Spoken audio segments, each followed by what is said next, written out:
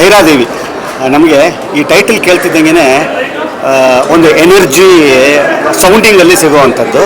But ಈ ತಂಡ ಎಷ್ಟು ಯಶಸ್ವಿಯಾಗಿ ಆ ಎನರ್ಜಿಯನ್ನು ಬರೀ ಸೌಂಡಿಂಗ್ ಮಾತ್ರ ಅಲ್ಲ, ಅದನ್ನು ತೆರೆ ಮೇಲೆ ಬರುವಂಥ ಅಷ್ಟು ವಿಚಾರಗಳನ್ನು ಇಡೀ ತಂಡ ಮಾಡಿರುವಂಥದ್ದು ನನಗಂತೂ ಒಂದು ಬೇರೆ ಪ್ರಪಂಚಕ್ಕೆ ನಮ್ಮನ್ನು ಅಂದರೆ ಆಡಿಯನ್ಸನ್ನು ಕರ್ಕೊಂಡು ಹೋಗುವಂಥ ಒಂದು ಅಂಶನೂ ಕೂಡ ಬಿಡದೆ ಮಾಡಿರುವಂಥದ್ದು ಈ ತಂಡಕ್ಕೆ ಸೇರಬೇಕಾಗಿರೋ ಕ್ರೆಡಿಟ್ಸು. ಹೆಸರಿಸ್ತಾ ಹೋದರೆ ನಿರ್ದೇಶಕರಿಂದ ಶುರು ಮಾಡ್ತೀನಿ. ಯಾಕಂತಂದರೆ ಈ ಥರದ ಸಿನಿಮಾಗಳನ್ನು ಮಾಡುವಂಥದ್ದು ಸುಲಭವಾದ ಕೆಲಸ ಅಲ್ಲ. ಯಾಕಂತಂದರೆ ಅವ್ರು ಕೈಗೆತ್ಕೋಬೇಕಾದ್ರೆ ಗೊತ್ತಾಗಿದೆ ಇದೊಂದು ತುಂಬ ಚಾಲೆಂಜಿಂಗ್ ಸಬ್ಜೆಕ್ಟ್ ಅನ್ನೋವಂಥದ್ದು. ಆ ಚಾಲೆಂಜಿಂಗ್ನ ಭಾಳ ಸಮರ್ಪಕವಾಗಿ ಕೆಲಸ ಮಾಡಿರುವಂಥದ್ದು ಈ ಸಿನಿಮಾದ ನಿರ್ದೇಶಕರಿಗೆ ಸೇರುತ್ತೆ. ಮತ್ತು ರಾಧಿಕಾ ಮೇಡಮ್ ಅವರಿಗೆ ನಾನು ನೋಡಿ, ಅವ್ರ ಬಗ್ಗೆ ಎಷ್ಟು ಹೇಳಿದ್ರು ಸಾಲದು. ಈ ಸಿನಿಮಾದಲ್ಲಿ ಅವರು 2 ವಿಧಾನದಲ್ಲಿ ಗೆದ್ದಿದ್ದಾರೆ ಅಂತಂದರೆ ತಪ್ಪಾಗಲ್ಲ. ಒಂದು ನಿರ್ಮಾಣ, ಯಾಕಂತಂದರೆ ಕಮ್ಮಿ ವೆಚ್ಚದಲ್ಲಿ ಆಗುವಂಥ ಸಿನಿಮಾ ಅಲ್ಲ ಇದು, ಭಾಳ ದೊಡ್ಡ ವೆಚ್ಚವನ್ನು ಕೇಳುವಂಥದ್ದು. ಅಲ್ಲಿ ನಿರ್ಮಾಪಕರಾಗಿ ಒಂದು ಪಾಯಿಂಟನ್ನು ಕೂಡ ಬಿಡದೆ ಅಷ್ಟೂ ವಿಚಾರಗಳನ್ನು ಆವರಿಸ್ಕೊಂಡಿರುವಂಥದ್ದು. ನಿರ್ಮಾಣದ ವಿಚಾರದಲ್ಲಿ ಅವರು ತುಂಬ ಸಮರ್ಪಕವಾಗಿ ಮಾಡಿರುವಂಥದ್ದು.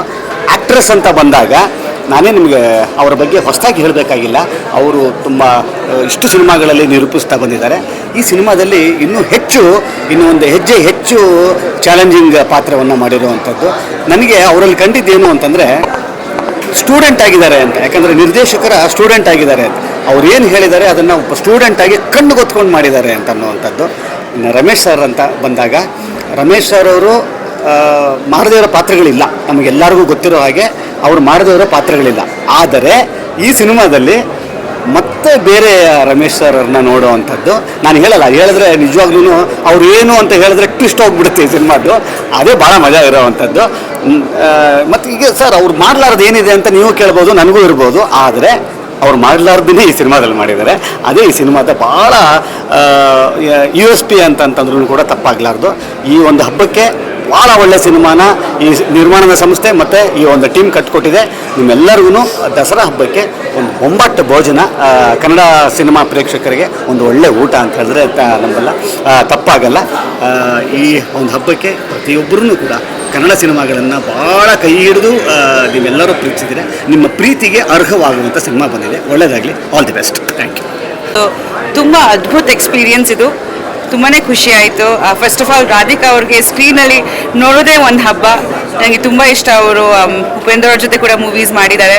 ಆ್ಯಂಡ್ ಈ ಮೂವಿ ಅಂತ ಒಂದು ತುಂಬ ಫ್ರೆಶ್ನೆಸ್ ಇದೆ. ಹಾರರ್ ಫಿಲ್ಮ್ ಅಂತ ಒಂದು ಜಾನರ್ ಇಟ್ಕೊಂಡು ಅವರು ತುಂಬ ಬೇರೆ ಟಾಪಿಕ್ಸ್ನ ಎಕ್ಸ್ಪ್ಲೋರ್ ಮಾಡಿದ್ದಾರೆ. ತುಂಬ ಖುಷಿ ಆಯಿತು. ಫ್ರೆಶ್ನೆಸ್ ಇದೆ. ಡೈರೆಕ್ಟರ್ ತುಂಬ ಒಳ್ಳೆ ಕೆಲಸ ಮಾಡಿದ್ದಾರೆ, CJ.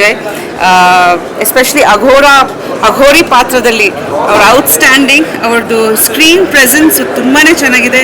ಆ ಸಾಂಗ್ ಅಂತ 2 ಸಾಂಗ್ಸು ಒಂಥರ ಗೂಸ್ ಬಂಪ್ಸ್ ಬಂದ್ಬಿಡ್ತು ನನಗೆ. ನಿಜವಾಗ್ಲೂ ನವರಾತ್ರಿ ಹಬ್ಬ ಬರ್ತಿದೆ, ಅದಕ್ಕೆ ತುಂಬ ಪರ್ಫೆಕ್ಟ್ ಟೈಮಿಂಗ್ ರಿಲೀಸ್ಗೆ ಅಂತ ನನಗೆ ಅನಿಸುತ್ತೆ. ಈ ಥರ ಪವರ್ಫುಲ್ ಕ್ಯಾರೆಕ್ಟರ್ಸು ಹೆಣ್ಮಕ್ಳು ಇಂಡಸ್ಟ್ರಿಯಲ್ಲಿ ಮಾಡಿದಾಗ ನನಗೆ ತುಂಬ ಖುಷಿ ಆಗುತ್ತೆ. ಅದರಲ್ಲಿ ಒಂದು ಒಳ್ಳೆ ಮೆಸೇಜ್ ಕೂಡ ಇದೆ. I am sure it's gonna be a super hit. Raviraj ಅವ್ರಿಗೆ, ಡೈರೆಕ್ಟರ್ಗೆ, ಇಡೀ ಟೀಮ್ಗೆ ಆಲ್ ದ ವೆರಿ ಬೆಸ್ಟ್ ಹೇಳೋಕ್ಕೆ ಇಷ್ಟಪಡ್ತೀನಿ. ಅದರಲ್ಲಿ ಅಂತ ರಮೇಶ್ ಅರವಿಂದ್ ಸರ್ದು ಆ್ಯಕ್ಟಿಂಗ್ನು ಅದ್ಭುತ. ಯಾವಾಗ ಅಷ್ಟು ಚೆನ್ನಾಗಿ ಇನ್ನೋಸೆಂಟಾಗಿ ಮಾಡ್ತಾರೆ, ಟಕ್ಕಂತ ಒಂದು ವಿಲನಿಶ್ ಲುಕ್ ಬಂದ್ಬಿಡುತ್ತೆ. ಅದು ಯಾರು ಅಂದ್ಕೊಂಡಿರಲ್ಲ. ಸೆಕೆಂಡ್ ಹಾಫ್ ಪೂರ್ತಿ ಅವ್ರದ್ದೇ. ಆ್ಯಂಡ್ ಫಸ್ಟ್ ಹಾಫ್ ರಾಧಿಕಾ ಅವ್ರು actually extraordinary. Wishing the whole team all the very best. Anu ಅವ್ರಿಗೆ ಕೂಡ she is also looking very beautiful. Of course wonderful performer ಅವರು. ಸೊ ಇಡೀ ಟೀಮ್ ತುಂಬ ಒಳ್ಳೆ ಮೂವಿ. ಆ್ಯಂಡ್ ತುಂಬ ಫಾಸ್ಟ್ ಪೇಸ್ಡ್ ಇದೆ, ಥ್ರಿಲ್ಲಿಂಗ್ ಆಗಿದೆ. ಮ್ಯೂಸಿಕ್ ಕೂಡ ತುಂಬ ಚೆನ್ನಾಗಿದೆ. ಎಲ್ಲರೂ ಖಂಡಿತ ಇದನ್ನು ಥಿಯೇಟ್ರಲ್ಲಿ ನೋಡಬೇಕು. ತುಂಬ ಎಂಜಾಯ್ ಮಾಡ್ಕೊತಾರೆ ಅಂತ ನಾನು ಅನ್ಕೊತೀನಿ. Thank you so much.